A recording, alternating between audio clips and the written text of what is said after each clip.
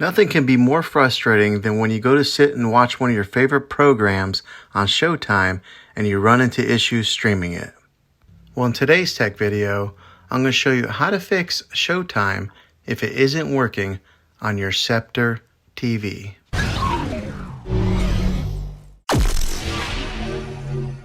I'm going to show you a few really simple ways to try and solve your problem and get it back up and running again. Now the first one, it's the easiest one to try, and that is to unplug your TV from the wall outlet and wait 60 seconds. Now don't be impatient here, wait the whole 60 seconds, then plug it back in. This is very different from turning your TV on and off with your remote control. This is what we call a hard reset of your TV. So make sure you do this method.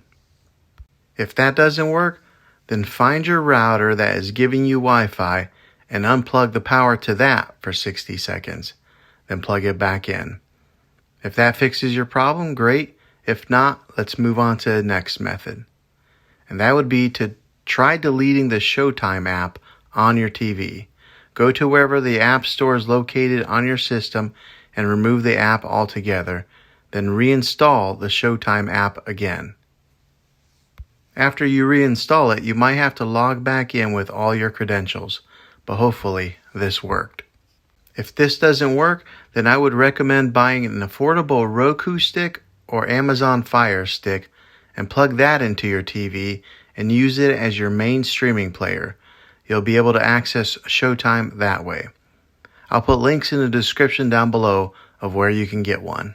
Well, hopefully this video was helpful to you. If it was, go ahead and throw a thumbs up on it. Go ahead and subscribe to my channel. I make tech videos all the time, and I would love to have you back in the next one. Take care.